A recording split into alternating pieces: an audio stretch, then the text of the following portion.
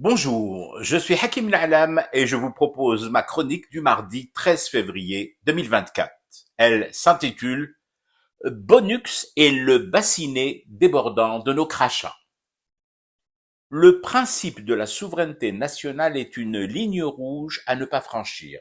Cette souveraineté n'a pas de prix. C'est pas moi qui le dis. Enfin, moi je le dis presque tous les jours. Mais moi, Matsa Kontish, ça ne compte pas vraiment. Non. Là, c'est l'édito del Jeish, la revue de l'armée. Donc, c'est l'ANP qui parle et qui dit ça patouche. Et patouche, quel qu'en soit le prix. Eh ben voilà. L'un des îlots caillouteux et sablonneux qui veut faire joujou avec notre souveraineté nationale, ce sont les Émirats arabes unis. Les Émirats en affaire avec nous dans plusieurs segments, entre autres celui du montage de véhicules militaires.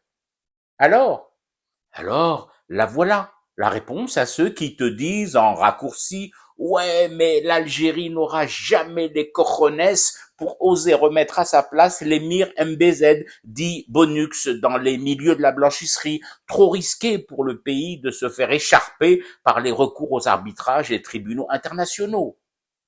Faux! Et c'est écrit faux en grosses lettres dans l'éditorial d'El Jeish.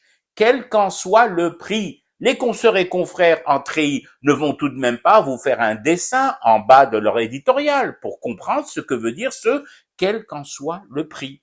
Et surtout, ce qui vient après, la deuxième partie de la phrase, la souveraineté de l'Algérie n'a pas de prix.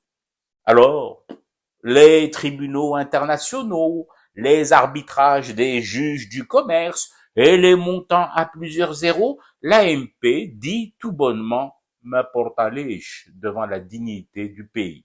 Et ainsi dit, l'AMP le dit, et toi tu tousses dans ton mouchoir en jurant que ce n'est pas le Covid, mais juste une petite allergie due au printemps précoce. L'armée est en contrat avec les Émirats et elle prend ses responsabilités. Si les juges arbitres en charge des conflits commerciaux internationaux décident de nous faire cracher dans le bassinet, nous cracherons. Et si le bassinet s'avère trop petit, nous n'en prendrons pas un autre, préférant et de loin continuer de cracher dans le même ustensile jusqu'à faire déborder cette bessina diel zmar sur les babouches et sandales de l'émir, de sa cour et de sa basse-cour. Sahel khir, Sidi, que du bonheur dès qu'il s'agit de notre souveraineté.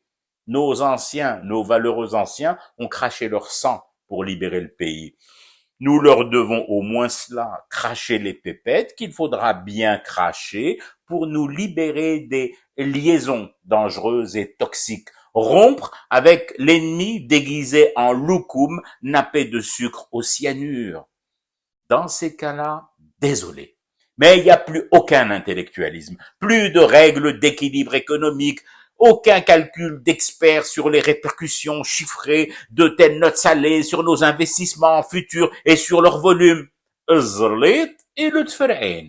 Juste pour te voir dégager ton siwek de cette terre et ne plus pointer tes sandales que tu n'as d'ailleurs toujours pas lavées de nos crachats généreux. Ya bonux.